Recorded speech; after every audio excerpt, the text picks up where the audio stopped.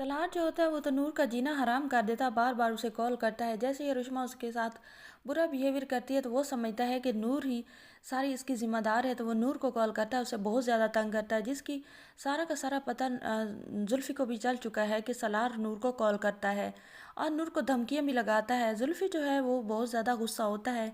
वो ना तो नूर को रोक सकता है कि तुम सलार की कॉल ना सुना करो, क्योंकि वो बहुत ही चाह के साथ नूर को लेकर आया है, वो उस पर कोई पाबंदी लगाना नहीं चाहता। दूसरी तरफ आप देखने वाले हैं कि नूर जो होती है वो जब जाने लगती है तो जुल्फ़कार शाह उसे जाने नहीं देता। जुल्फ़कार शाह की माँ भी देख रही होती है कि जुल्फ़कार शाह उसे कहता है कि मैं खुद लेकर आया था, मैं किसी के कहने पर तो तुम्हें छोड़ने वाला नहीं हूँ। और उसकी माँ जो पहले कहती थी कि जुल्फ़कार शाह तलाक दे दे, अब उसे भी पता चल चुका है कि वो छोड़ने वाला तो है नहीं, हम ही खामोश हो जाएं, तो वो भी थोड़ी चुप हो जाती है। और दूसरी तरफ जुल्फ़कार शाह जो है वो शर्त रखती है नूर कि मैं तब रुकूंगी कि आप मुझे बताएंगे कि घिनौना इल्ज़ाम किसने लगाया है। तो जुल्फ़कार शाह जो होता है वो सारी बात बता देता है कि जिस दिन पहले दिन मैं तुम्हें निकाह करके लेकर आया था और तुम बारिश में भीगने की वजह से तुम्हें बहुत ज़्यादा बुखार हो गया था, तुम गिर गई थी, बेहोश हो गई थी, और उस दिन डॉक्टर को हमने बुलाया था।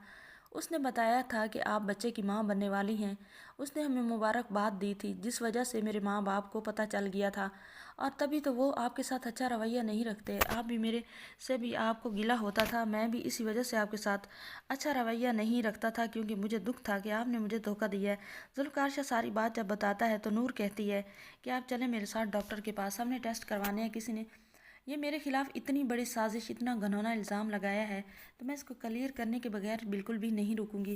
जुल्फ़कार शाह जो होता है वो कहता है ठीक है हम चलते हैं। पहले तो जुल्फ़कार शाह का बिल्कुल दिल नहीं होता, लेकिन नूर जब बहुत ज़्यादा फोर्स करती है तो जुल्फ़कार शाह चल पड़ता है। जैसे ही वो सीढ़ियाँ उतर रहा होता है तो जो होता है उसका बाप वो सामने खड़ा होता है, तो वो कहता है कहाँ जा रहे हो तुम दोनों। तो जुल्फ़कार शाह कहता है कि डॉक्टर के पास।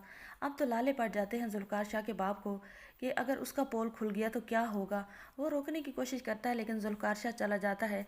जो होता है नूर का ससुर जुल्फ़कार शाह का बाप, वो हूर की तरह फिर गुंडे पीछे लगा देता है गाड़ी के, और गुंडों को कहता है कि आप लोगों ने मेरे बेटे को कुछ नहीं होने देना, अगर उसे कुछ हुआ तो आप लोगों को छोड़ूंगा नहीं, और इस लड़की को आप लोगों ने किडनैप कर लेना है और वहाँ ले जाना है जहाँ कभी भी जुल्फ़कार शाह इसे तलाश न कर सके।